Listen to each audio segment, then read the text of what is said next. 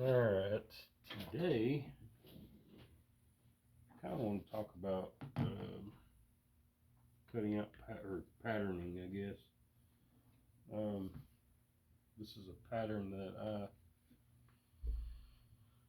drew my own.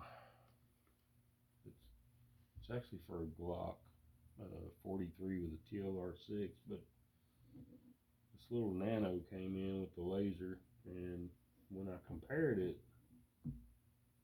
it looks exactly the same. So I'm going to use this pattern for this Nano with the laser, and so what I did is I drew out the pattern, and then of course drew out the pattern, stitch lines, all that stuff, and then I traced it onto just file folders and cut it out. So that's how I got this. And of course I put on there what it is, and this is the side up for a right hand holster, because this would be the back towards the body right here. So on my leather, hair side out, so I would flip it over backwards, that way when I cut it out the hair side will be towards the body, flesh side will be inside. And then of course I cut the top off, made my front piece, and then I cut the stiffener out and made my stiffener. Sorry, I'm a little stuffy this morning. But one thing I want to talk about while I was doing this is cutting tools. And I think for me to have a head knife would be really cool, but I've been doing leather work, what, 5 years now, 4 or 5 years. And when I started, I couldn't afford to buy a head knife, because to get a good one that I would like to have was going to run me about $200. And when I started, I bought a single shoulder.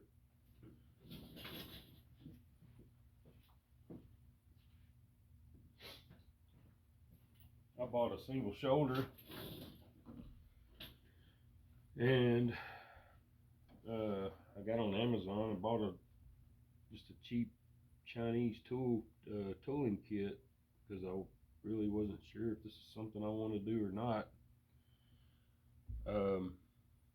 But I made me a holster for my P365.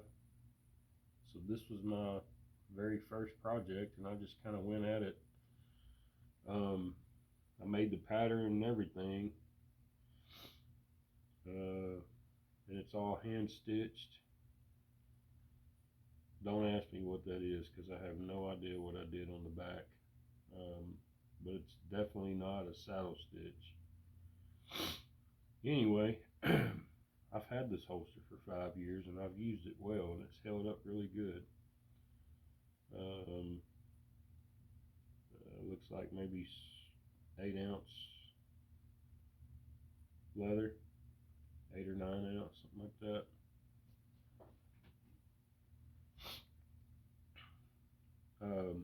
And I put some basket stamping on. Of course, you can see the stamping is not very good at all. But I liked it and I enjoyed it, and that made me want to start making more projects. And slowly I evolved into making a few projects for friends and kind of getting my money back out of it, and making a little money, putting the money that I made back into my leather work, and slowly evolved into what I have now. Um, I have what I consider a fairly extensive line of tools. Um, a lot of them I've bought new. A lot of them I scan eBay for, I buy lots of tools, and sometimes I get, if I buy like 20 stamps, then I might get 5 or 6 that I've already got. So I'm kind of putting those back for my boys. Maybe one of these days they'll want to get into it, but I'll have my collection and they can start their collection if they want to do something like this. It's something I can hand down to them. So anyway, back to the head knife. I see on the interwebs that some people say, "Oh, you gotta have a head knife. You gotta have this. Because people are on saying, "Hey, I want to get into leather work. What do I have to have? What do I need?" Like, "Oh, you gotta have this. Well, not a lot of people have 100 or 200 or 300. I've seen some head knives that are up, $400 or $500, and the quality is just amazing. And I would love to have one of those, but you don't have to have a head knife. You don't have to have top of the line tools to get into doing leather work. I started with just buying, actually they were plastic, and it's my favorite one. I don't know what I did with it. It's laying somewhere. I couldn't find it, so I'm using this one. But I've had this is 50. I've got a box of 50 here, and I think I've got another box of 50, and I'm kind of back and forth. I think there's probably 20 left in there and 30 maybe left in us. So I've used probably about 50. And I might have went through a couple of small packages here and there over the time that I've used them. But during Christmas time, I catch these little knives at Walmart on sale. You can get like 3 of them for $10 or something. I wish I could find my plastic one, but I can't. This is just a Walmart brand, Hyper Tough. They lock when they fold up, and then you can unlock them. This one will lock too. It doesn't lock in, so you can just pull it out, but it locks where you have to close it or whatever, so it won't shut on your. Anyway, at first I wasn't great at sharpening tools. I've learned to sharpen tools, and I've gotten a lot better at it.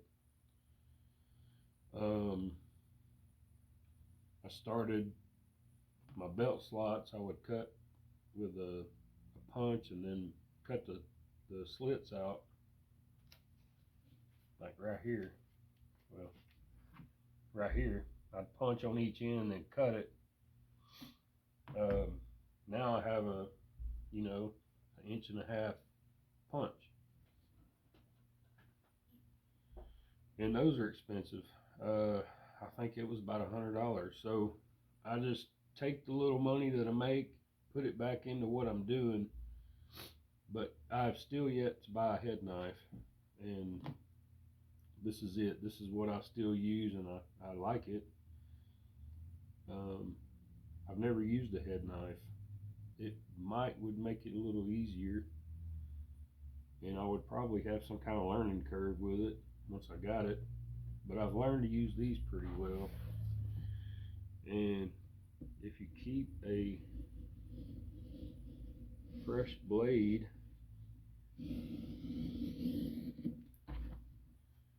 they cut very well, very smooth. Take your time. There's times where you'll lay the blade down longer.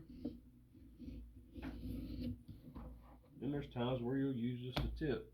So once I wear the tip out on these things, you can strop them, and I have, but sometimes I don't have a lot of time to sit there and strop them and sharpen them and all that stuff. So I just go on to the next one. They're cheap enough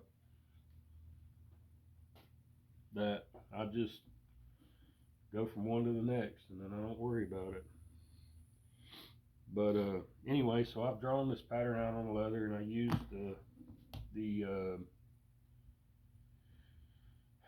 these are the Faber-Castell. I don't know if you can see it.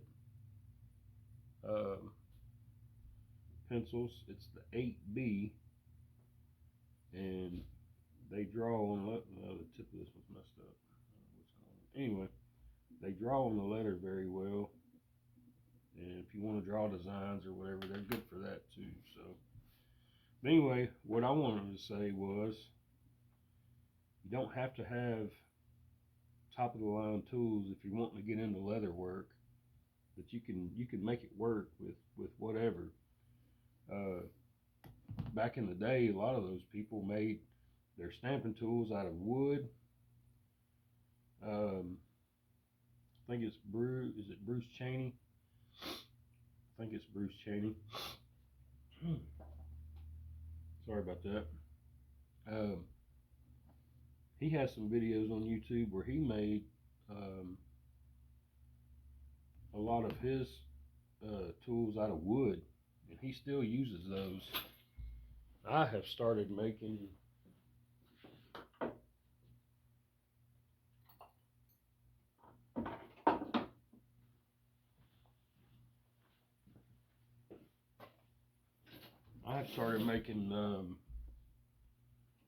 tools out of bolts. This is a beveler that I made out of a bolt, and I'm just still kind of a work in progress, but I got it pretty much where I wanted it. But I wanted a longer beveler, and it was, I mean, for me, I went down and bought a grade 8 bolt and just started working on it on the grinder, ground it down, got it like I wanted it, sandpaper, polished it up, and it works pretty good. But you can make them out of wood too, you know. It's just all up to your imagination. But anyway, today, what I wanted to say was, you don't have to have top of the line tools to do leather work, and you can make your own. And I do that with just about everything I do. I can make the tool, then I do it. And I'm all about buying tools from people because that's their business, just like me.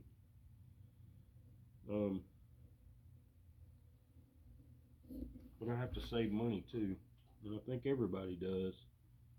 That's just part of it. See, on these longer cuts, I'll lay this down. It helps me stay on that line. There it is. Then I go back,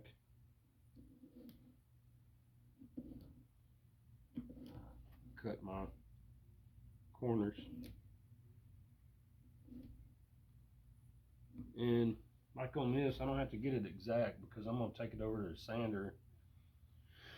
I'm going to take it over to sander. I'm going to go around the edges and smooth it off real good.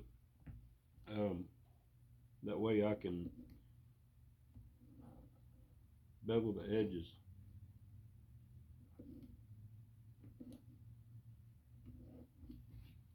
And you don't have to have a sewing machine. It takes you a little longer, but you can hand stitch. And I have a machine. I use it for just about everything now because it saves me a lot of time, and I think it looks good. But I still have customers that want things hand stitched, so I still will hand stitch. Now it costs a little bit more because it takes more time. That's just something that as a leather maker you have to figure out on your own.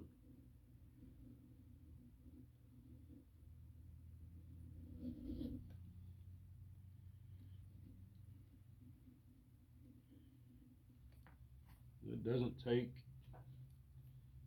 a ton of pressure.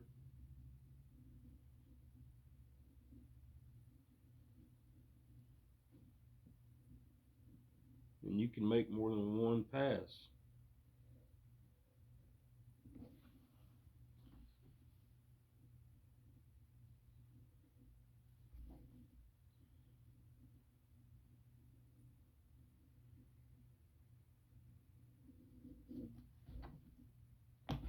And it makes a really nice cut. Anyway, so that's what I wanted to show today, is that you don't have to have, you know, what everybody says you have to have, or what some people say you have to have, because that's what they know, and that's what they expect. So yeah, just I use this a lot too, and it works great for a lot of things. I like the bigger one because I've got big hands, and it's easier for me to hold on to this bigger knife. Can't remember what size it is. I think it's a X-Acto. I think it's I don't remember. Anyway, it's the bigger one, and I have one of the small ones. I have a couple of the small ones actually. But there you go. You can take whatever and use it and make it work for you. It's just all up to what you want. Anyway, I hope this helps somebody that's trying to get into leather work, that maybe they realize I don't have to drop thousands of dollars on tools to get started. I don't have to drop a ton of money on leather to get started. You don't have to buy a whole side. Get you a little single shoulder or double shoulder maybe, or whatever you can afford. If you can buy a side, get a side, play with it, learn it, figure it out, and just have fun with it. That's what it's all about, just having fun. Anyway, hope everybody has a great week. I'm gonna try to start doing more videos on things that I do, kind of showing how I do it and how I make things work for me. And you can take that and make it your own. That's what it's all about. You can go to classes. You can take 10 different classes and take something from all of those classes and put it together and make it what works for you. Don't have to be exactly how they show you or teach you to do it. It's just what you get out of it, and you make it work for you. Anyway, there you go. Have a great week, everybody. Today is Martin Luther King Jr. Day, and it's also Inauguration Day, but just pray that everything goes well for our country and our new leaders that are coming in, and pray for a better future. God bless everybody.